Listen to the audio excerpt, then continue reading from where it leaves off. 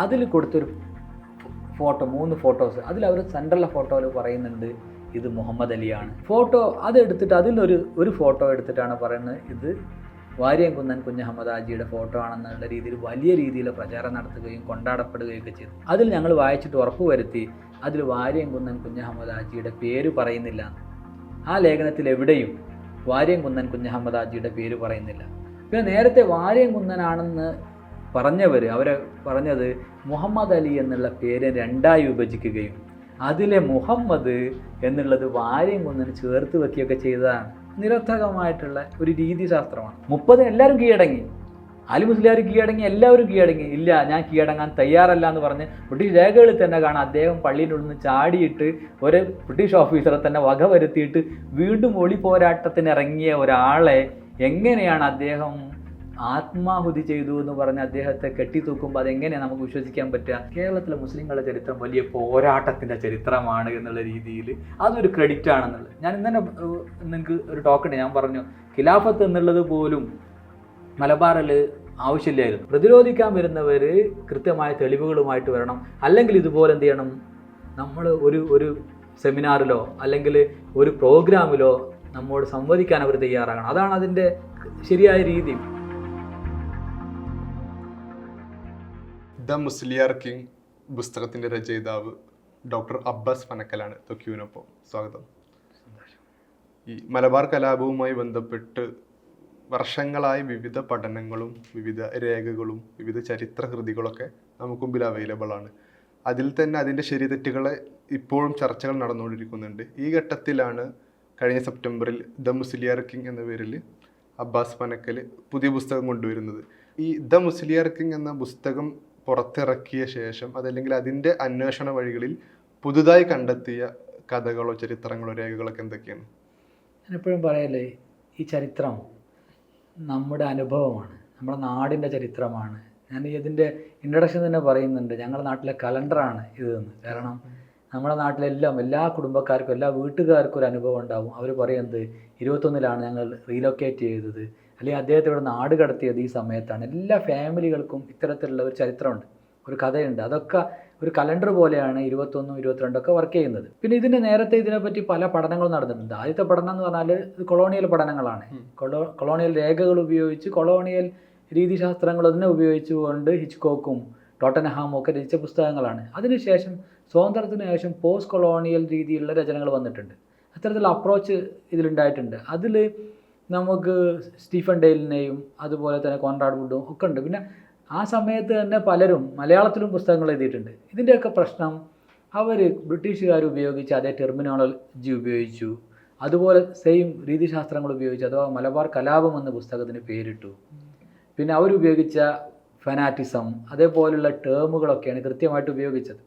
ആ രീതിയിൽ ആ നാട്ടിൽ ജനിച്ച ഒരാളെന്നുള്ള രീതിയിൽ നമ്മൾ ചെറുപ്പത്തിലെ സ്വയം ഒരു റിപ്പോസിറ്ററി, കാരണം കേട്ട കഥകൾ അനുഭവങ്ങൾ അതൊക്കെ വെച്ചുകൊണ്ട് ഒരു ഡീകൊളോണിയൽ രീതിയിൽ ഇതിനെ കാണാൻ ശ്രമിക്കുകയാണ് ഈ പുസ്തകത്തിൽ ചെയ്തിട്ടുള്ളത്. ഈ പുസ്തകത്തിൻ്റെ ചരിത്ര അന്വേഷണ വഴികൾക്കിടയിൽ മലബാർ കലാപവുമായി ബന്ധപ്പെട്ട് പ്രചരിക്കപ്പെടുന്ന വലിയ പ്രശ്നങ്ങളെക്കുറിച്ച് ഇപ്പോഴും ശ്രദ്ധിച്ചിട്ടുണ്ടോ? ഈ പ്രശ്നങ്ങളുടെ തുടക്കം സമരത്തിൻ്റെ, അഥവാ ബ്രിട്ടീഷുകാരുടെ ഭാഷയിൽ കലാപത്തിൻ്റെ തുടക്കം എന്ന് പറയുന്നത് പൂക്കോട്ടൂരിൽ നിന്നാണെന്നാണ് എല്ലാവരും പറയല്. ആ ഇൻ്റർവ്യൂകളൊക്കെ ശ്രദ്ധിച്ചറിയും. ഇവിടുത്തെ ചരിത്രകാരന്മാരെ ഇൻ്റർവ്യൂ ചെയ്തതുകൊണ്ട്, സാംസ്കാരിക പ്രവർത്തകർ ഇൻ്റർവ്യൂ ചെയ്തിട്ടുണ്ട്, ഭാഷാ രംഗത്ത് വർക്ക് ചെയ്യുന്നവർ ഇൻ്റർവ്യൂ ഒക്കെ ഉണ്ട്. അതിലൊക്കെ അവർ പറയല് ഈ സമരത്തിൻ്റെ തുടക്കം പൂക്കോട്ടൂരിൽ നിന്നാണ്. പൂക്കോട്ടൂർ മമ്മദ് എന്ന് പറയുന്ന ഒരാൾ അവിടെ തിരുമുൽപ്പാടിൻ്റെ കൊട്ടാരത്തിൽ രാത്രി പോയിട്ട് അദ്ദേഹത്തോട് പിന്നെ കിട്ടാനുള്ള പൈസ 335 രൂപ അദ്ദേഹത്തിന് കൊടുക്കാനുണ്ട്, അപ്പോൾ അത് എനിക്ക് വേണം.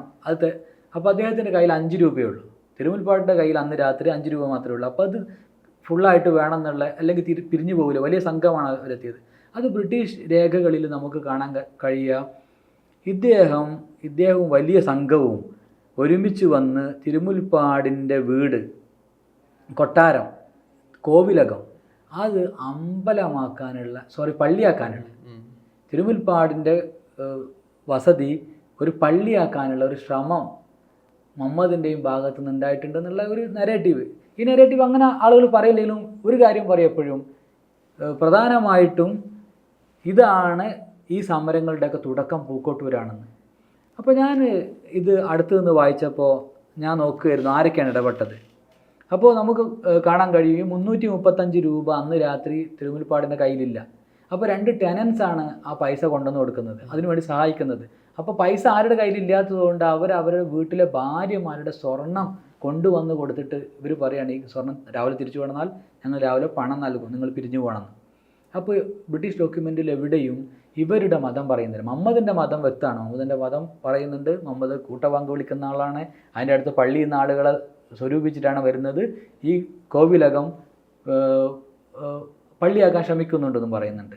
എന്നാൽ ഈ ടെനൻസിൻ്റെ ഈ നാട്ടിൽ നിൽക്കുന്ന നമുക്ക് അത്തരം പേരുകൾ അത് ആരുടെയും തിരിച്ചറിയുള്ളൂ. അപ്പോൾ ടെനൻസിൻ്റെ പേര് നോക്കുമ്പോൾ മനസ്സിലാവും ഇവർ രണ്ടുപേരും മുസ്ലിങ്ങളാണ്. അപ്പോൾ ഞാൻ ഇതിൽ തന്നെ പറഞ്ഞിട്ടുണ്ട് എന്ത്, ഒരു പള്ളിയാക്കാൻ വേണ്ടിയിട്ട് കോവിലകം പള്ളിയാക്കാൻ പോകുക ആളുകൾക്ക് അവരുടെ വീട്ടിലെ ഭാര്യമാരുടെ സ്വർണം കൊണ്ടുവന്ന് കൊടുത്തിട്ട് ആ പ്രശ്നം പരിഹരിക്കുന്നു. അപ്പോൾ എത്തരത്തിലാണ് ഇതിൽ മതം അന്വേഷിക്കുന്നത്. അതുപോലെ ഈ മുഹമ്മദിന് എതിര് നിന്നത് ആ നാട്ടിലെ അധികാരി പേരാപ്പുറത്ത്, അദ്ദേഹം ഒരു മുസ്ലിമാണ്. പക്ഷേ പലപ്പോഴും ബ്രിട്ടീഷുകാർ ആവശ്യമുള്ളപ്പോൾ മതം മറക്കുക, നിരാകരിക്കുക, അവർക്ക് ആവശ്യമുള്ള ആളുകളുടെ മതം പ്രത്യേകിച്ച് എടുത്തു കാണിക്കുക, എന്നിട്ട് ഇതൊരു വലിയ രീതിയിലുള്ള മതപരമായ ചേരിതിരിവാണ് ഇതെന്ന് വരുത്തി തീർക്കുക. ഇതിൽ ഞാൻ പറയുന്നത് പ്രില്യൂഡ് ഓഫ് റെബല്യൻ അഥവാ റെബല്യൻ, അത് അവരുടെ quote and quote prelude of rebellion അവരുടെ ഭാഷയിൽ പറഞ്ഞാൽ, കാരണം ഇതിന് റെബല്യൻ എന്ന് വിളിക്കാൻ ഞാൻ ആഗ്രഹിക്കുന്നില്ല. കാരണം വ്യവസ്ഥാപിതമായ ഒരു ഭരണകൂടത്തിനെതിരെയുള്ള സമരത്തെയാണ് നമ്മൾ റെബല്യൻ എന്ന് പറയാം. ഇത് റെബല്യൻ അല്ല. ഇതെന്താണ്, ഇത് ബ്രിട്ടീഷുകാർ ഇവിടെ വ്യവസ്ഥാപിതമായി ഭരണകൂടം ഉണ്ടാക്കിയതല്ല. അതുകൊണ്ട് ഇതൊരു പ്രതിരോധം ആണ്, ഇതൊരു സമരമാണ്. അപ്പോൾ ബ്രിട്ടീഷ് രേഖകളിലൊക്കെ ഇതാണ് പ്രില്യൂഡ് എന്ന് പറയുന്നത്. ഇതല്ല പ്രില്യൂഡ്. ശരിക്ക് ഈ പുസ്തകത്തിൽ ഞാൻ ഇതിനെ ഡീകോളണൈസേഷൻ രീതിയിൽ അഥവാ നമ്മൾ ഡീകൊളോണിയൽ രീതിയിൽ ഈ ചരിത്രത്തെ വായിക്കുകയും ഇതിനെ അവതർമിക്കുകയും ചെയ്യുന്നുണ്ട്. ഞാൻ പറയുന്നത് തിരൂരങ്ങാടിയിൽ ഈ പ്രശ്നം, ഇതിൻ്റെ പ്രില്യൂഡ് ഇവിടെയാണെങ്കിൽ ആദ്യത്തെ ആക്ഷൻ നടക്കേണ്ടതും പൂക്കോട്ടൂരാണ്. പക്ഷേ ആക്ഷൻ നടന്നത് തിരൂരങ്ങാടിയാണ്. ഓഗസ്റ്റ് 20 വെടിവെപ്പ് നടന്നതും ആളുകൾ സെർച്ച് ചെയ്തതൊക്കെ തിരൂരങ്ങാടിയാണ്. അപ്പോൾ എന്തുകൊണ്ടാണ് തിരൂരങ്ങാടിയിൽ ഇങ്ങനെ ഒരു ആക്ഷൻ ഉണ്ടായതെന്ന്, അപ്പോൾ തിരൂരങ്ങാടിയിലെ ആക്ഷൻ്റെ യഥാർത്ഥ കോസും മറച്ചു വെക്കാൻ വേണ്ടിയിട്ടാണ് ബ്രിട്ടീഷുകാർ നേരത്തെ പ്രില്യൂഡ് ഓഫ് റെബല്യൻ അഥവാ ഈ റെബല്യൻ്റെ തുടക്കം, ഈ പ്രശ്നങ്ങളുടെ മൊത്തം തുടക്കം പൂക്കോട്ടൂരാന്ന് പറയുന്നത്. മുസ്ലിയാർ കിങ്ങിൻ്റെ 3-ാം അധ്യായത്തിലാണ് വാരിയംകുന്നിനെ കുറിച്ച് സംസാരിക്കുന്നത്. നമ്മൾ ഈ സംസാരിക്കുന്ന ഘട്ടത്തിൽ വാരിയംകുന്നിനെ കുറിച്ചുള്ള ഒരു എല്ലാ കാലത്തും എന്നതുപോലെ ഇപ്പോഴും ചർച്ചകൾ നടക്കുന്നുണ്ട്. 2021 സുൽത്താൻ വാരിയംകുന്നൻ എന്ന പേരിൽ ഒരു പുസ്തകം വരുന്നു. പുസ്തകത്തിൻ്റെ പുറം ചട്ട, ആ ചിത്രം ചർച്ചയാവുന്നു. അബ്ബാസ് പനക്കലിനെ പോലുള്ള ഒരു കൂട്ടം ആളുകൾ ആ ചിത്രത്തിന് കൈയടിക്കാതെ അതിനെ വിമർശിക്കുന്നു. വാരിയംകുന്നൻ്റെ പ്രാധാന്യം എല്ലാവർക്കും അറിയാം. അദ്ദേഹം സമരരംഗത്ത് ഉറച്ചു നിന്ന വ്യക്തിയാണ്. അദ്ദേഹം എഴുതിയ 3 കത്തുകൾ അത് അമേരിക്കയിൽ പ്രസിദ്ധീകരിച്ചത് 1921 ഡിസംബർ 6-നും 7-നും ഒക്കെയാണ്. അത്തരം അത് യാഥാർത്ഥ്യമാണ്. കാരണം അത് നമ്മൾ സമരം കഴിഞ്ഞിട്ടല്ല പറയുന്നത് ഞങ്ങൾ ചെയ്തിട്ടില്ല എന്ന്. ആ കാലത്ത് തന്നെ അദ്ദേഹം എഴുതുകയും ലോകത്തെ മൊത്തം അറിയിക്കുകയും ചെയ്തതാണ്. അതിന് നല്ല പ്രാധാന്യമുണ്ട്.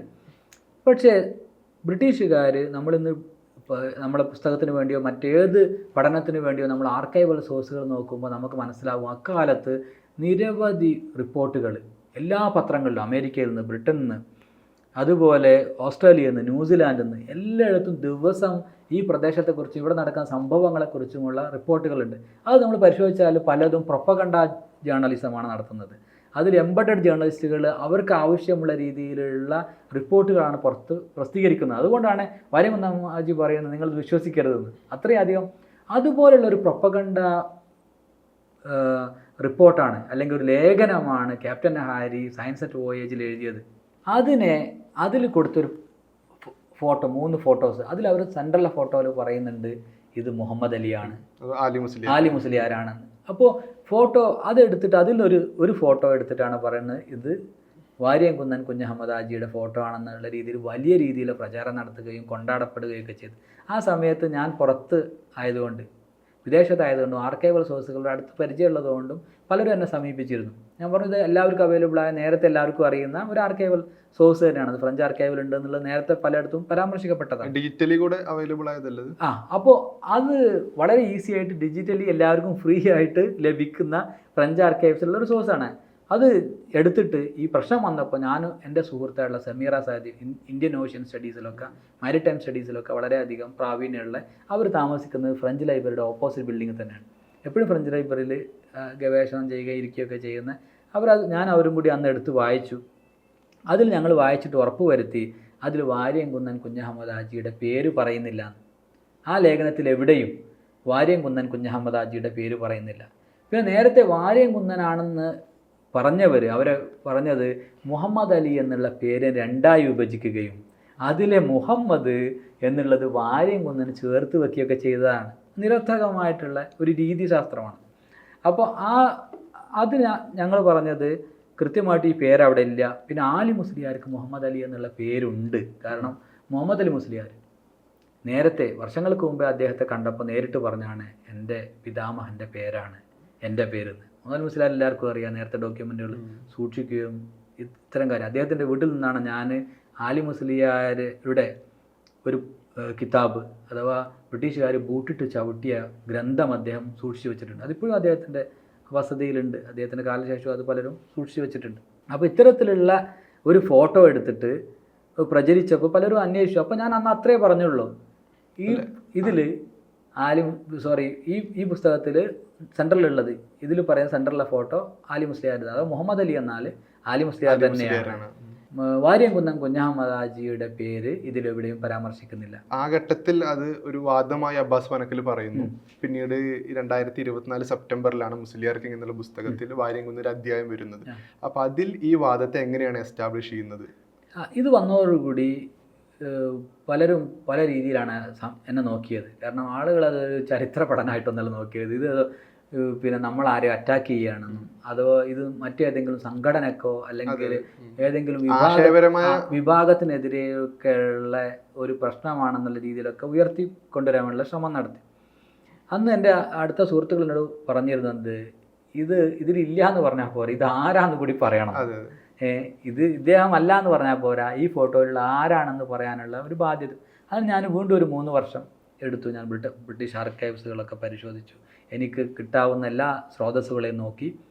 അപ്പോൾ ഇതിൽ ഈ ക്യാപ്ഷനിൽ പറയുന്നത് ഈ 2 പേരും ബ്രിട്ടീഷ് ഓഫീസർമാരെ കൊന്ന് സമരത്തിന് തുടക്കം കുറിച്ച്, സമരം എന്നല്ല അവർ പറയുന്നത്, അഥവാ കലാപത്തിന് തുടക്കം കുറിച്ചവരാണ് എന്നുള്ള ഒരു നരേറ്റീവാണുള്ളത്. അപ്പോൾ നമുക്ക് അന്വേഷിക്കേണ്ടത് ഏത് 2 ബ്രിട്ടീഷ് ഓഫീസർമാരെയാണ് കൊന്നത്? അത് വലിയൊരു ചോദ്യമാണ്. കൊല്ലപ്പെട്ട ബ്രിട്ടീഷ് ഓഫീസർമാർ ആരാണ്? അതിന് പലയിടത്തും പരതിയപ്പോൾ എനിക്ക് മനസ്സിലായത്, കാണാൻ കഴിഞ്ഞത്, അക്കാലത്തൊരു ഡോക്യുമെൻ്ററി ഫിലിം ഇറക്കിയിട്ടുണ്ട് ബ്രിട്ടീഷുകാർ. ഈ സമരത്തെ പ്രൊപ്പഗണ്ട ഇതിനെ എതിർക്കാൻ വേണ്ടിയിട്ട് ഒരു പ്രൊപ്പഗണ്ട ഫിലിം അവർ ഇറക്കിയിട്ടുണ്ട്. ആ ഫിലിമിൻ്റെ പരസ്യത്തിൽ ഇതേ വാചകമാണ് അവർ ഉപയോഗിച്ചത്. വളരെ ഇൻട്രസ്റ്റിംഗ് ആണ്. ഈ 1922 ഓഗസ്റ്റിൽ ഇറങ്ങിയ ഇതേ ഈ ഒരു ഫോട്ടോയുടെ ക്യാപ്ഷൻ അടിയിൽ കൊടുത്ത അതേ വാചകമാണ് ഡോക്യുമെൻ്ററി ഫിലിമിൻ്റെ പരസ്യത്തിലും അവർ ഉപയോഗിച്ചിട്ടുള്ളത്. അഥവാ അവർ പറയുന്നുണ്ട്, ഇതിൽ മുഹമ്മദ് അലിയെ ഞങ്ങൾ ചിത്രീകരിച്ചിട്ടുണ്ട്, അദ്ദേഹം ഈ കലാപത്തിൻ്റെ അഥവാ ഈ സമരത്തിൻ്റെ ആർക്കിടെക്റ്റ് ഏറ്റവും പ്രധാനിയാണ്, അദ്ദേഹത്തെ അറസ്റ്റ് ചെയ്ത് അദ്ദേഹത്തിനെ തൂക്കിക്കൊല്ലാൻ വിധിച്ചതിന് ശേഷം കലാപം ക്ഷമിച്ചിട്ടുണ്ട് എന്നുള്ള രീതിയിലുള്ള ഒരു ഫസ്റ്റ്. രണ്ടാമത്തെ അവർ പറയുന്നുണ്ട്, ഇതിൽ 2 അനുയായികളെ, അദ്ദേഹത്തിൻ്റെ 2 അനുയായികളെ ചിത്രീകരിക്കുന്നുണ്ട്. അവർ റൗളിയെയും ജോൺസനെയും കൊന്ന് അവരുടെ ഭാഷയിൽ കലാപത്തിന് തുടക്കം കുറിച്ചവരാണ്. ഇത് 2 മാച്ച് ചെയ്യുമ്പോൾ മനസ്സിലാവും ഇവർ കൊന്നത്, ഈ 2 പേര് കൊന്നത് റൗളിയെയും ജോൺസനെയും ആണെന്ന്. പിന്നെ നമ്മൾ അന്വേഷിച്ചത് ആരാണ് റൗളിയെയും ജോൺസനെയും കൊന്നത്. അപ്പോൾ ഞാൻ നേരത്തെ നമ്മളത് പറഞ്ഞു, അതാണ് പിന്നെ 1921 ഓഗസ്റ്റ് 20 തിരൂരങ്ങാടിയിലാണ് അവർ കൊല്ലപ്പെട്ടത്. അപ്പം നമ്മൾ പരിശോധിച്ചത് ആരുടെ പേരിലാണ് ഈ കുറ്റപത്രം. റൗളിയെയും ജോൺസനെയും കൊന്ന കുറ്റപത്രം ആരുടെ പേരിലാണ്? അത് പ്രധാനമായിട്ടും കാണുന്നത് കുഞ്ഞിക്കാദർ എന്ന് പറയുന്ന, അഥവാ മമ്മൂട്ടി 21 സിനിമയിൽ അവതരിപ്പിച്ച കഥാപാത്രം, താനൂരിലുള്ള അദ്ദേഹത്തിൻ്റെ പേരിലാണ് ഈ കുറ്റമുള്ളത്. അദ്ദേഹത്തെ തൂക്കിക്കൊല്ലാൻ വിധിക്കുന്നതും അതുപോലെ അദ്ദേഹത്തിൻ്റെ കുറ്റപത്രത്തിലൊക്കെ കൃത്യമായിട്ട് എഴുതിയിട്ടുണ്ട് ഈ ബ്രിട്ടീഷ് ഓഫീസർമാരെ കൊന്നതിനാണ്. പിന്നെ മറ്റൊന്ന് സ്പഷ്ടമായിട്ട് കാണുന്നത്, ലവക്കുട്ടി ഒരിടത്ത് പറയുന്നുണ്ട്, ലവക്കുട്ടി ആണ് ആദ്യത്തെ അടി റൗളിയുടെ മേലെ അടിച്ചതെന്ന്, അദ്ദേഹത്തെ കൊല്ലാൻ വേണ്ടിയിട്ട്. ചരിത്രപരമായിട്ട് പ്രാദേശികമായിട്ട് ചരിത്രത്തെ അന്വേഷിക്കുമ്പോൾ മനസ്സിലാവുന്നത് ഇവരുടെ മൃതശരീരങ്ങൾ അന്ന് വൈകുന്നേരം റോഡരികിൽ നിന്ന് ലഭിച്ചതാണ്. പക്ഷേ നേരത്തെ നമ്മൾ പറഞ്ഞ പോലെ ഈ പ്ലോട്ട് ഇവിടെ സമരം ഉണ്ടാക്കാനും ഇവിടെ കലാപം ഉണ്ടാക്കാനുള്ള പ്ലോട്ട് ഉണ്ടാക്കിയത് തോമസും ഹിച്ച്കോക്കുമാണ്. അതിനുശേഷം അവർ നിരപരാധികൾക്ക് മേലെ വെടിവെച്ചപ്പോഴാണ് ഇവർ മരിച്ചത്. ഇതിനെപ്പറ്റി അന്വേഷണം വരും. അതുകൊണ്ട് അന്ന് തന്നെ അവർ അവിടെ മാർഷൽ ലോ പ്രഖ്യാപിക്കാനുള്ള നീക്കങ്ങൾ നടത്തുന്നുണ്ട്. പിന്നെ അവർക്ക് പെട്ടെന്ന് കൊലപാതകളെ ഐഡൻറ്റിഫൈ ചെയ്ത് കൊടുക്കണം. അല്ലെങ്കിൽ അന്വേഷണം വന്നാൽ നേരത്തെ തന്നെ നാപ്പ് ഇവരോട് പറഞ്ഞിട്ടുണ്ട് പള്ളി കയറാൻ പാടില്ല, അടിച്ച് ഖിലാഫത്ത് ഓഫീസ് കയറാൻ പാടില്ല എന്ന്. അത് പറഞ്ഞിട്ട് ഖിലാഫത്ത് ഓഫീസ് അടിച്ച് തകർക്കുകയും പിന്നെ ആളുകളെ നേരെ വെടിയുതിർക്കുകയും ചെയ്തിട്ട് അതിന് കേസ് വന്നാൽ അവർക്ക് ബുദ്ധിമുട്ടുണ്ടാകും. പക്ഷേ ഇക്കാര്യത്തിൽ ഒരു സംശയം നിലനിൽക്കുന്നത് ഈ സുൽത്താൻ വാര്യൻകുന്നൻ എന്ന പേരിൽ പുസ്തകം ഇറക്കുകയും ആ ചിത്രം പ്രചരിപ്പിക്കുകയും ചെയ്ത ആളുകൾക്കെതിരെ അബ്ബാസി ഈ കാര്യം എസ്റ്റാബ്ലിഷ് ചെയ്യുമ്പോൾ അവരൊരു മറുവാദം എന്ന നിലക്ക് ഇപ്പൊ സമീപ ദിവസങ്ങളിൽ പോലും ഫേസ്ബുക്കിലൊക്കെ നടക്കുന്ന ചർച്ച ലവക്കുട്ടിയുടേതാണ് ഈ ചിത്രം എന്ന് അബ്ബാസ് പറയുന്നുണ്ട് എന്നുള്ളതാണ്. അങ്ങനെയാണെങ്കിൽ അതിന്റെ ഒരു ചരിത്ര വസ്തുത കൂടെ അബ്ബാസിനെ തെളിയിക്കേണ്ടതില്ലേ? അതിൽ ലവക്കുട്ടിയുടേതാണ് ചിത്രം എന്ന് പറഞ്ഞാൽ ഞാൻ പറഞ്ഞേ, ബ്രിട്ടീഷ് രേഖകളുണ്ട് ലവക്കുട്ടിയാണ് ആദ്യം റൗളിയെ അടിച്ചത്. ഒരു കേസിൽ ആദ്യം അടിച്ച ആളാണെന്ത് അതിലെ പ്രധാന കുറ്റവാളി, പ്രതിയായിട്ട് അദ്ദേഹം. പക്ഷെ അദ്ദേഹത്തെ ഒരിക്കലും ബ്രിട്ടീഷുകാർ അറസ്റ്റ് ചെയ്തായിട്ട് രേഖപ്പെടുത്തിയിട്ടില്ല. ലവക്കുട്ടിയുടെ ചരിത്രം നോക്കുമ്പോൾ നമുക്ക് മനസ്സിലാവുന്നത് അദ്ദേഹം ആലി മുസ്ലിയാരുടെ ഏറ്റവും അടുത്ത ശിഷ്യനാണ്. എപ്പോഴും അദ്ദേഹത്തിൻ്റെ കൂടെ ഉറച്ചു നിന്നതാണ്. 20-ാം തീയതി അദ്ദേഹം വീട്ടിലില്ല അറസ്റ്റ് ചെയ്യാൻ പോയപ്പോൾ. പിന്നെ 30-ാം തീയതി ഓഗസ്റ്റ് 30-നാണ് ആലി മുസ്ലിയാർ കീഴടങ്ങുന്നത്. അഥവാ ഒരു വെടിവെക്കുന്നു, പള്ളി നശിപ്പിക്കപ്പെടാതിരിക്കാൻ വേണ്ടി അദ്ദേഹം താഴെ വന്ന് കീഴടങ്ങണം.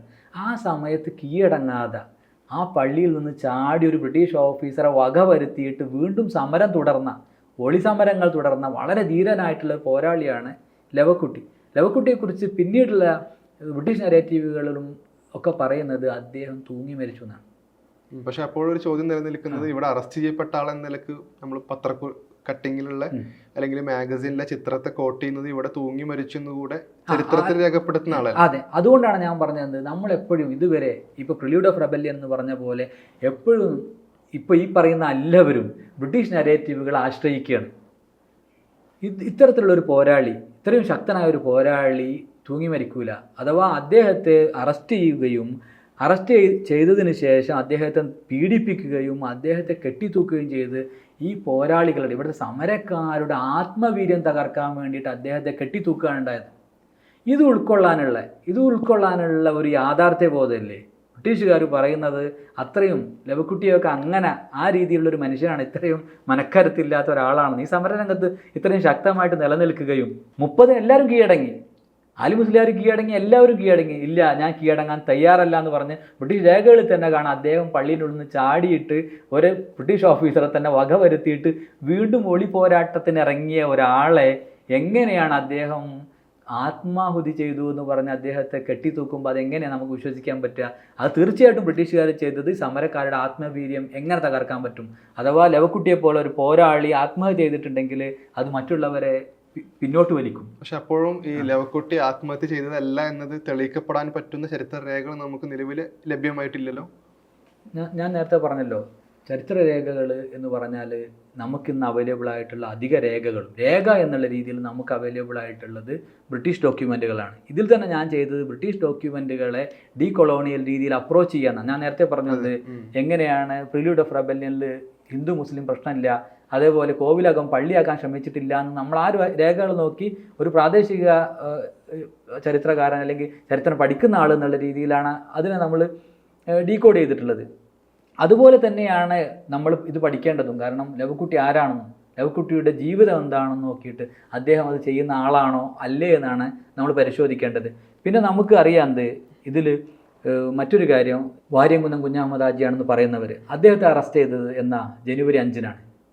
ജനുവരി 5-ന് മുമ്പ് തന്നെ പത്രങ്ങളിൽ, ബ്രിട്ടീഷ് ന്യൂസ് പേപ്പറുകളിൽ, അഥവാ നമുക്ക് രേഖ തന്നെ എൻ്റെ പുസ്തകത്തിൽ ഞാൻ ഒരു റിപ്പോർട്ട് കൊടുത്തിട്ടുണ്ട്, ഒരു പരസ്യം കൊടുത്തിട്ടുണ്ട്. ആ പരസ്യത്തിൽ ജനുവരി 5-ന് അമേരിക്കയിലെ ഒരു പത്രത്തിൽ പ്രസിദ്ധീകരിച്ച പരസ്യമാണത്. അതിൽ പറയുന്നുണ്ട് ആ പരസ്യത്തിൽ ഇത് ആലി മുസ്ലിയാർ ചിത്രീകരിച്ചിട്ടുണ്ട്, ഈ ഡോക്യുമെൻ്ററി ഫിലിമിൽ ആലി മുസ്ലിയാർ ചിത്രീകരിച്ചിട്ടുണ്ട്, ആലി മുസ്ലിയാർ 2 അനുയായികളെയും ചിത്രീകരിച്ചിട്ടുണ്ട്, അവർ 2 പേരും റൗളിയെയും ജോൺസനെയും കൊന്നവരാണ്.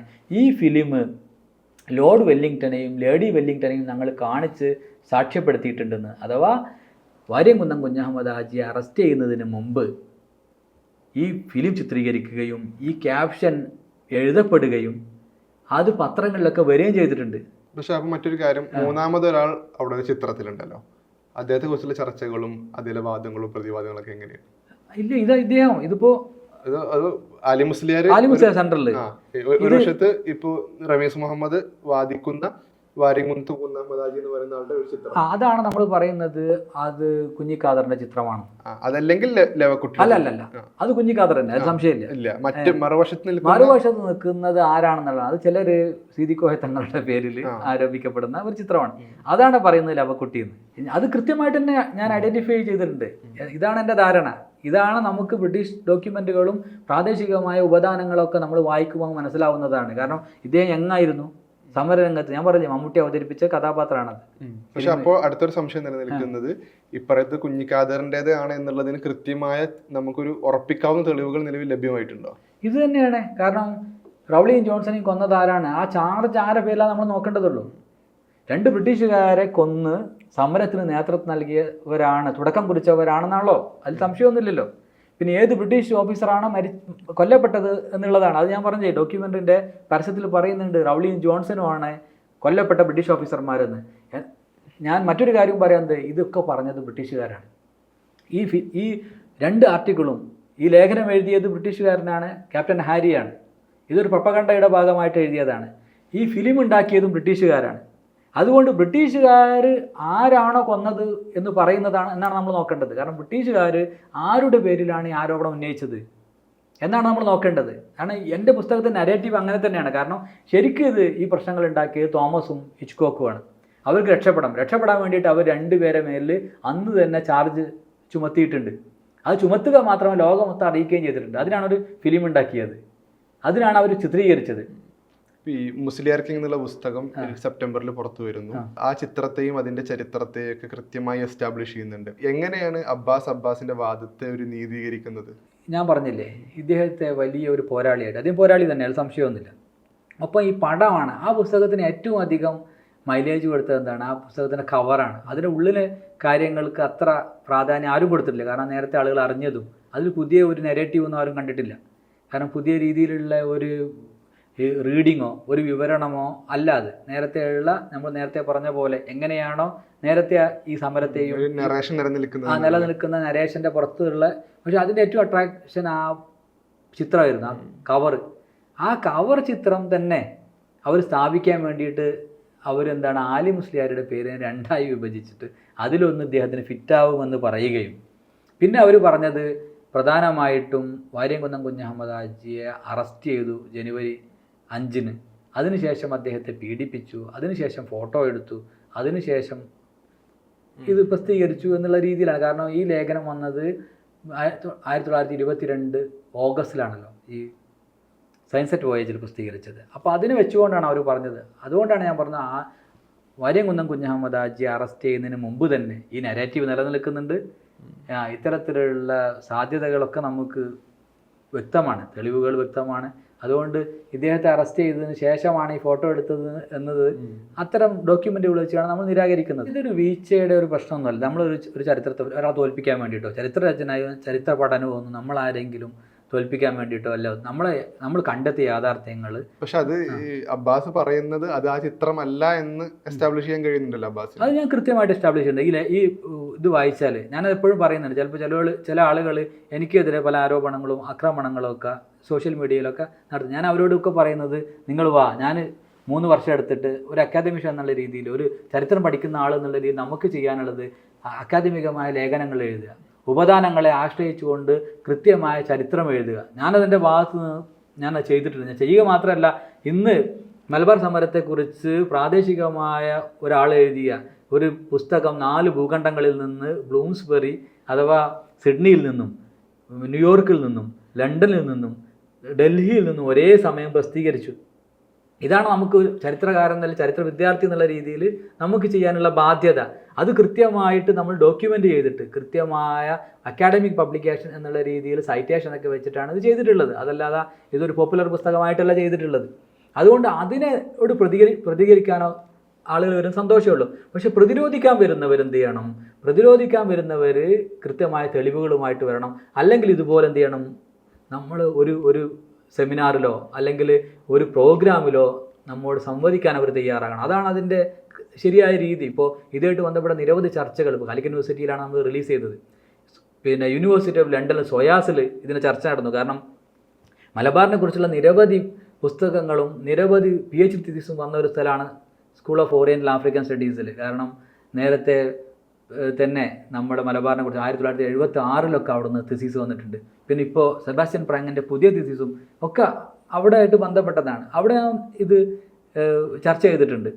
അതുപോലെ പിന്നെ ഇനിയിപ്പോൾ 5-ാം തീയതി ഓക്സ്ഫോർഡ് ലെക്ചർ സീരീസിൽ ഇത് നമ്മൾ ഈ പുസ്തകം ഡിസ്കസ് ചെയ്യുന്നുണ്ട്. അപ്പോൾ ഇത് ലോകമെമ്പാടും ഇത് ചർച്ച ചെയ്യപ്പെടുകയും ആളുകൾ സ്വീകരിക്കപ്പെടുകയും ചെയ്യുന്നത്. അന്തർദേശീയ സ്ഥലങ്ങളിലൊക്കെ ഇതിന്റെ അക്കാഡമിക് കാര്യങ്ങൾ സംസാരിക്കുന്ന ഘട്ടത്തിൽ കേരളത്തിലെ സോഷ്യൽ മീഡിയയിലും അതുപോലെ പൊതുവേദികളിലൊക്കെ നോക്കിക്കഴിഞ്ഞാൽ ഭൂരിഭാഗവും ഇതിനൊരു സംഘടനാ തലത്തിലേക്ക് ചുരുക്കിക്കൊണ്ട് അല്ലെങ്കിൽ ഒരു ആശയപരമായ ഒരു സർക്കിളിലേക്ക് ചുരുക്കിക്കൊണ്ടുള്ള വിമർശനങ്ങൾ നടക്കുന്നുണ്ടല്ലോ. അല്ല, എനിക്ക് തോന്നുന്നു അത് നമ്മൾ നെഗ്ലക്റ്റ് ചെയ്യണമെന്നാണ്. കാരണം അത്തരം കാര്യങ്ങൾ നമ്മൾ പിന്നെ എടുത്തുപയോഗിക്കേണ്ടതാണ്. കാരണം അത് പലർക്കും രാഷ്ട്രീയപരമായോ അല്ലെങ്കിൽ സംഘടനാപരമായോ മേൽക്കോയ്മ ചിലപ്പോൾ അവർക്ക് ലഭിക്കും. അത്തരം ആളുകളെ ഞാൻ അവോയ്ഡ് ചെയ്യണം. ഞാനത് ഇപ്പോൾ കഴിഞ്ഞ 3 വർഷം ഇതിപ്പോൾ തുടങ്ങിയതല്ല. ഞാൻ ഇദ്ദേഹത്തിൻ്റെ പേര് അതിലില്ല എന്ന് പറഞ്ഞപ്പോൾ അവരെ തുടങ്ങിയിട്ടുണ്ട്. ഇതിൽ ഞാനിപ്പോൾ അതിന് മറുപടി പറയാനൊരു കാരണം, മലപ്പുറം കോളേജിൽ എന്നെ ഈ പുസ്തകത്തിൻ്റെ ചർച്ചയ്ക്ക് വിളിച്ചപ്പോൾ കോളേജിൻ്റെ പിന്നെ ഇതിൻ്റെ പരസ്യത്തിന് അഥവാ ഒരു ഫേസ്ബുക്കിലിട്ട ഒരു പോസ്റ്ററിനടിയിൽ വന്നിട്ട് ഒരാൾ ഇതേപോലെ വളരെ മാന്യമല്ലാത്ത രീതിയിൽ അധിക്ഷേപം അതിലെഴുതി. അപ്പോൾ നമ്മൾ കുട്ടികളെ അഭിമുഖീകരിക്കാൻ പോകുമ്പോൾ പ്രത്യേകിച്ചും എന്ത് ചെയ്യും, അവർ ചോദിക്കുക എന്താ നിങ്ങളൊന്നും പറയാത്തത്, നേരിട്ട് ചോദിക്കുക. അപ്പോൾ അതിൻ്റെ ഒരു വിഷമം കൊണ്ട് മാത്രമാണ് ഞാൻ മറുപടി പറഞ്ഞത്. മറുപടി പറഞ്ഞപ്പോൾ അവർ അത് അവരത് അവിടുന്ന് എടുത്തു കളഞ്ഞു, അത് ഡിലീറ്റ് ചെയ്ത് കളഞ്ഞു. പിന്നെ ഞാൻ അപ്പോൾ തന്നെ പറഞ്ഞിട്ടുണ്ട്, കഴിഞ്ഞ 3 വർഷം ഞാൻ ഇനിയും അവരോട് എൻഗേജ് ചെയ്യാൻ ഉദ്ദേശിക്കുന്നില്ല. കാരണം അവർ വികാരജീവികൾ. നമ്മൾ ചരിത്രത്തെ ഒരിക്കലും വികാരപരമായിട്ട് നമ്മൾ സമീപിക്കേണ്ടതില്ല എന്നുള്ളതും, നമ്മൾ ഇത് അവധാനതയോടെ ഇതുപോലെയുള്ള ഉപദാനങ്ങളെ സമീപിച്ചുകൊണ്ടാണ് ചരിത്രത്തെ നമ്മൾ അടയാളപ്പെടുത്തേണ്ടതും. അതാണ് നമ്മുടെ ബാധ്യതയെന്നും. പിന്നെ ആർക്കെങ്കിലും ഉദ്ദേശശുദ്ധിയോടെ ഇങ്ങനെ വല്ല സംശയം ഉണ്ടെങ്കിൽ കൂടെ ഇരിക്കാനും അവരോട് ചർച്ച ചെയ്യാനും സംവദിക്കാനും. അത് എനിക്ക് പറയാനുള്ളത്, ഈ മലബാർ സമരം അതൊക്കെ തന്നെയാണ് നമ്മോട് പറയുന്നത്, ഇതിൻ്റെ പഠനങ്ങളൊക്കെ. കാരണം ഇതിൻ്റെ പ്രൊപ്പഗണ്ടയും ഇതുപോലെയുള്ള പ്രൊപ്പഗണ്ടയാണ് ബ്രിട്ടീഷുകാർ ഇറക്കിയത്. ഇപ്പോൾ ഈ ചെയ്യുന്നവരും മറ്റൊരു രീതിയിൽ ബ്രിട്ടീഷുകാർ എന്താണോ ചെയ്തത്, അഥവാ സത്യങ്ങളെ ഭയക്കുക, സത്യം എന്താണെങ്കിലും അത് പുറത്തു വരും, സത്യങ്ങളെ ഭയക്കുക, സത്യത്തിനെതിരെ പ്രൊപ്പഗണ്ടയുമായി വരിക, അതൊക്കെ ചെയ്യുന്നത് പലപ്പോഴും വലിയ മതത്തിൻ്റെ ലേബലുള്ളവരാണെന്ന് അറിയുമ്പോൾ വളരെ വിഷമമുണ്ട്. നമ്മൾ ഈ മുസ്ലിയാർക്കിങ്ങിലെ 3-ാം അധ്യായം വാര്യംകുന്നൻ കുഞ്ഞഹമ്മദാജിയെ കുറിച്ചാണെന്നുള്ള കാര്യം പറഞ്ഞു. വാര്യംകുന്നൻ എന്നുള്ള ക്യാരക്ടറിനെ കുറിച്ച് നമ്മൾ കേരള പരിസരത്ത് നിന്ന് സംസാരിക്കുമ്പോൾ സംഘപരിവാർ നിരന്തരം ഒരു കോമാളി വേഷം കെട്ടിക്കൊടുക്കുന്ന ഒരാളാണ്. മറ്റൊരു വശത്ത് ഒരു തരത്തിലൊരു മതകീയ പ്രചാരകൻ എന്ന നിലക്ക് മറ്റൊരു തരത്തിൽ അവിടെ തലക്കെട്ട് കൊടുക്കുന്നുണ്ട്. ഒരു വീര പോരാളി എന്ന നിലക്ക്, ഒരു സമരനായകൻ എന്ന നിലക്കുണ്ട്, ഒരു ചരിത്രാന്വേഷകൻ എന്ന നിലക്ക് വാര്യംകുന്നൻ്റെ ഒരു കഥാജീവിതം എങ്ങനെയാണ് അബ്ബാസ്? അല്ല, അതിൽ ഏറ്റവും ശ്രദ്ധിക്കണം, ഞാൻ ഇന്നലെ വാര്യംകുന്നൻ്റെ നാട്ടിൽ അദ്ദേഹത്തിൻ്റെ വീടിനടുത്ത് അജിത് കോളാടി, ഞാനും മറ്റ് അവിടുത്തെ സൗഹൃദയരായ ആളുകളും ഉള്ള ഒരു സാധാരണക്കാർക്ക് വേണ്ടിയുള്ള ഒരു പ്രോഗ്രാം ഉണ്ടായിരുന്നു. ഞാൻ അവരോട് ചോദിച്ചത്, നിങ്ങൾക്ക് പിന്നെ ഡിറ്റ്യൂർ ഫ്രീ പ്രസ്സിനെ പറ്റി അറിയുമോ, നിങ്ങൾ കേട്ടിട്ടുണ്ടോ, ബാൾട്ടിമോർ സണ്ണിനെ പറ്റി നിങ്ങൾ കേട്ടിട്ടുണ്ടോ? പാണ്ടിക്കാട് നിന്ന് ഒരാൾ അക്കാലത്ത് ഇത്തരത്തിലുള്ള അമേരിക്കയിലെ ഇത്തരത്തിലുള്ള ജേണലിൽ എഴുതി പ്രസിദ്ധീകരിച്ചു എന്നുള്ളത് വളരെ അത്ഭുതകരമാണ്. അതുകൊണ്ട് എനിക്ക് പറയാനുള്ളത്, ഇദ്ദേഹം നമ്മൾ പറയുന്ന പോലെ ഉള്ള ഇവർ പറയുന്ന പിന്തിരിപ്പൻ, ഈ പിന്തിരിപ്പനായ ഒരാൾക്ക് ഇന്നിപ്പോൾ എത്ര വർഷങ്ങൾ, 100 വർഷത്തിന് ശേഷം ഇത്തരത്തിലുള്ള ഒരിടത്ത് കേരളത്തിലെ ഒരു പ്രശ്നത്തെക്കുറിച്ച് ഒരു വിഷയം പറയാൻ കഴിയുന്ന എത്ര പേര് കേരളത്തിൽ നമുക്ക് ചൂണ്ടിക്കാണിക്കാൻ കഴിയും? അത്തരത്തിൽ കൃത്യമായി ഇടപെട്ടതാണ്. അക്കാലത്ത് കഴിഞ്ഞു, അത് തെളിവാണ്. ഇതിപ്പോൾ നമ്മൾ പിന്നെ പറയല്ല. എനിക്ക് തോന്നുന്നു മലബാർ സമരത്തെക്കുറിച്ച് നമ്മൾ പറയുമ്പോൾ പ്രാദേശികമായിട്ടുള്ള ഏറ്റവും ശക്തമായ ഉപദാനമാണിത്. വലിയ മൂവ്മെന്റുകൾ നടന്നിരുന്നു. അല്ല, അത് അദ്ദേഹം ആരെയാണ് അഡ്രസ് ചെയ്യുക? അദ്ദേഹത്തിന് അറിയാം ആരാണ് അമേരിക്കൻ സ്വാതന്ത്ര്യ സമരം നടന്നത് എന്തിനു വേണ്ടിയാണ് എന്നും അതിനോട് എങ്ങനെയാണ് ഇന്ത്യയിലെ ഈ സ്വാതന്ത്ര്യ സമരത്തെയും മലബാറിലെ ഈ ചെറുത്തുനിൽപ്പിനെയും എങ്ങനെയാണ് ചേർത്ത് വെക്കേണ്ടതെന്നൊക്കെയുള്ള കൃത്യമായ ബോധ്യമുള്ള ഒരാൾ. അതാണ്, ആ രീതിയിലാണ് നമ്മൾ അദ്ദേഹത്തെ കാണേണ്ടത്. അതിന് പിന്നെ ഒരു വിഭാഗം കോമാളി വേഷം പറയുന്നു, മറ്റൊരു വിഭാഗം കേരളത്തിലെ മുസ്ലിങ്ങളുടെ ചരിത്രം വലിയ പോരാട്ടത്തിൻ്റെ ചരിത്രമാണ് എന്നുള്ള രീതിയിൽ അതൊരു ക്രെഡിറ്റ് ആണെന്നുള്ളത്. ഞാൻ ഇന്നലെ നിങ്ങൾക്ക് ഒരു ടോക്കുണ്ട്, ഞാൻ പറഞ്ഞു ഖിലാഫത്ത് എന്നുള്ളത് പോലും മലബാറിൽ ആവശ്യമില്ലായിരുന്നു. എന്തുകൊണ്ടാണ് അത് ആക്സെപ്റ്റ് ചെയ്തു പറഞ്ഞാൽ ഗാന്ധി വന്ന് പറഞ്ഞതുകൊണ്ട്, മൗലാനയും ഗാന്ധിയും വന്ന് പറഞ്ഞുകൊണ്ടാണ് ഖിലാഫത്ത് കേരളത്തിന് ആവശ്യമില്ല. ഞാൻ ഈ പുസ്തകത്തിൽ തന്നെ പറയുന്നുണ്ട് അത് ചെറിയൊരു അബദ്ധമായിരുന്നു. കാരണം നോർത്ത് ഇന്ത്യൻ കോണ്ടെക്സ്റ്റിൽ ഖിലാഫത്തിൽ മുസ്ലിങ്ങൾക്ക് പോരാട്ടത്തിന് ഇറങ്ങാൻ ഖിലാഫത്ത് ആവശ്യമുണ്ടാകും. ഇവിടെ 16-ാം നൂറ്റാണ്ട് തൊട്ട് ഹിന്ദുവും മുസ്ലിമും ഒന്നിച്ചു നിന്ന്, എല്ലാവരും ഒന്നിച്ചു നിന്ന് ഇത്തരം അധിനിവേശക്കാർക്കെതിരെ ശക്തമായി പോരാടിയതാണ്. അത് ഖാലി മുഹമ്മദിൻ്റെ കൃതിയിൽ പറയുന്നുണ്ട്, എല്ലാവർക്കും അറിയാവുന്നതാണ്. അദ്ദേഹം പറയുന്നുണ്ട്, നായർ പടയ സാമൂതിരിൻ്റെ അമ്മ കോഴിക്കോട് പള്ളിയിൽ മീറ്റിംഗ് വിളിക്കുന്നു. സാമൂതിരി വ്രതം അനുഷ്ഠിക്കുകയാണ്. ചാലിയം കോട്ട പിടിച്ച് എനിക്ക് തിരിച്ച് ലഭിക്കാതെ ഞാൻ വ്രതം അവസാനിപ്പിക്കലാണ്. സാമൂതിരിയുടെ അമ്മയാണ് കോഴിക്കോട്ടെ പള്ളിയിൽ മുസ്ലിം പ്രമുഖരുടെ യോഗം വിളിക്കുന്നത്. ആ യോഗത്തിന് ശേഷം മുസ്ലിങ്ങൾ ശക്തമായിട്ട് നായർ പടയാളികളോട് ചേർന്നിട്ട് പോർച്ചുഗീസുകാർക്കെതിരെ യുദ്ധത്തിന് പോകുമ്പോൾ ഖാലി മുഹമ്മദ് പറയുന്ന നരേറ്റീവ് വളരെ പ്രധാനമാണ്. അദ്ദേഹം പറയുന്നുണ്ട്, നായർ പടയാളികൾ പറഞ്ഞു, നിങ്ങൾ മുസ്ലിങ്ങൾ ന്യൂനപക്ഷങ്ങളാണ്, അതുകൊണ്ട് നിങ്ങളെ ഞങ്ങൾ ആദ്യം മരിക്കാൻ അനുവദിക്കില്ല, ഞങ്ങൾ ആദ്യം മരിക്കും, ഞങ്ങൾ മരിച്ചതിന് ശേഷമേ നിങ്ങളെ മരിക്കാൻ അനുവദിക്കുകയുള്ളൂ എന്നുള്ള രീതിയിലുള്ള നരേറ്റീവ്. ആ നരേറ്റീവിൽ നിന്നാണ് നമ്മൾ പിന്നെയുള്ള സമരങ്ങളൊക്കെ ഒന്നിച്ചു നിന്ന് തന്നെ ചെയ്യുന്നത്. അതുകൊണ്ട് ഇവിടെ നിസ്സഹകരണ പ്രസ്ഥാനത്തിൽ മുസ്ലിങ്ങൾക്ക് പോകാൻ ഖിലാഫത്തിൻ്റെ ആവശ്യമില്ലായിരുന്നു. പക്ഷേ പിന്നെ ആ ഖിലാഫത്ത് ഈ ടേമാണ് പിന്നെ ബ്രിട്ടീഷുകാർ വളരെയധികം നെഗറ്റീവായിട്ട് ഉപയോഗിച്ചതും മറ്റുള്ളവരോട് പറഞ്ഞതാക്കി. ഇവിടെ ഖിലാഫത്ത് വന്നു കഴിഞ്ഞാൽ ഇവിടെ മറ്റുള്ള മതക്കാർക്കൊന്നും യാതൊരു സ്ഥാനം ഉണ്ടാവില്ല. ഇവിടെ കൊണ്ടുവരുന്നത് ആലി മുസ്ലിയാരും അതുപോലെ ഇപ്പോൾ വാര്യംകുന്നം കുഞ്ഞഹമ്മദ് ഹാജിയും ഒക്കെ കൊണ്ടുവരുന്നത് ഖിലാഫത്താണ്. പക്ഷേ ഈ മൂന്ന് നമ്മളെ കയ്യിലുണ്ട്.